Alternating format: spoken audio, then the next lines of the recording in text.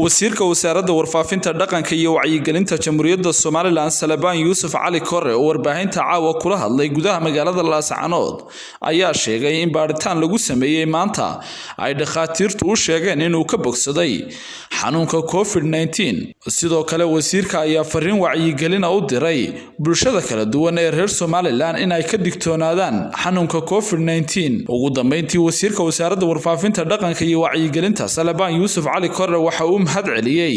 cid kasta oo si dhow la socotay intii uu hayay xanuunkaasi gaar ahaan mas'uuliyiinta kala duwan ee xukuumadda iyo mas'uuliyiinta iyo shaqaale weynaha wasaaradda warfaafinta dhaqanka iyo wacyigelinta mahad oo dhan ilaahay baale mahadda ilaahay mar labaad isku soo keen celiyay maalintii hore xanuunka COVID-19 laga helay dadka waxaan ku yiri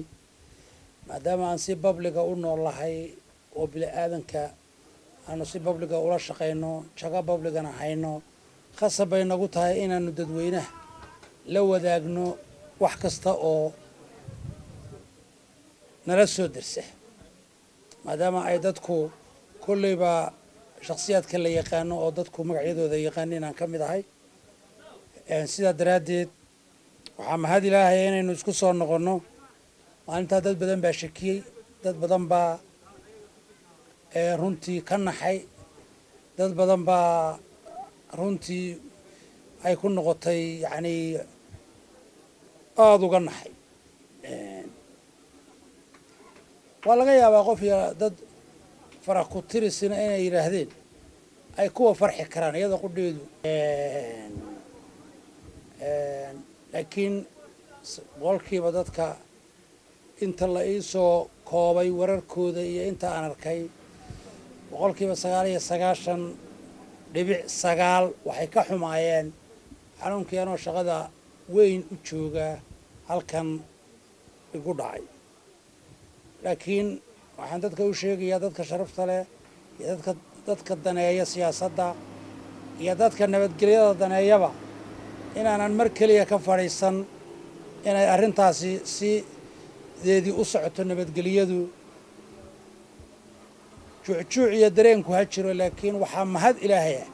inaan mar kasta caafimaadkaygu aad iyo aad u fiicno waxaan dadweynaha reer Soomaaliland meel kastay joogaan leeyahay inaan xanuunkii jiro qofba uu si ugu dhacayo dad badan uu marxalad adag gaarsiinayo dad uu si fudud u marayo dad uu meel dhexe dhigayo dadna waaba u dhimanaya sida daraadeed ummadda reer Soomaaliland waxaan leeyahay xanuunka ma tegina wuu joogay qof kastaba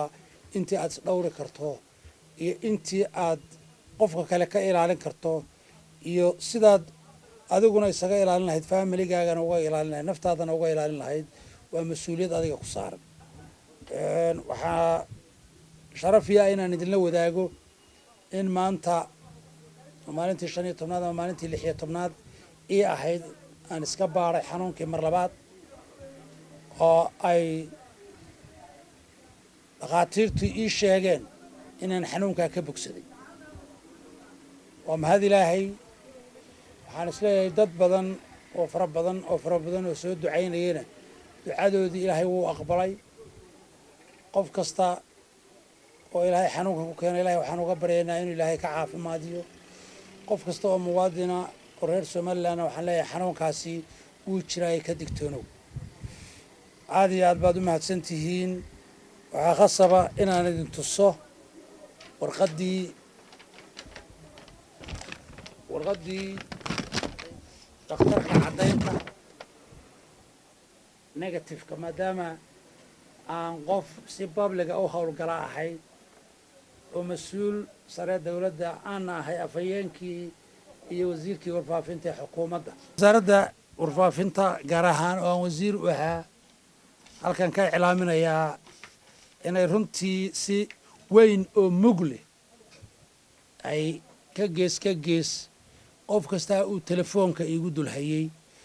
intii xanuunkaasi jiray iyagana mahad ballaaran ayaanu hayaa runtii dhammaan wasiir ku-xigeen DG agaasimayaal shaqaale madax qaybeedyo wareeyaal injineero iyo farsamayaqaano sare iyo diyaariyaasha wararka iyo nooc alla noocay u yihiin ee wasaaradda aad baan u salaamayaa maadaama ay si dhow ila socdeen arrimahayga iyagana runtii salaan guud oo macna leh ayaan u dirayaa waxaana leeyahay ilaah baa mahaddaale ilaahay tii horena qadaray tanna qadaray liibaan qaran warbaahinta qaranka Soomaaliland laascanood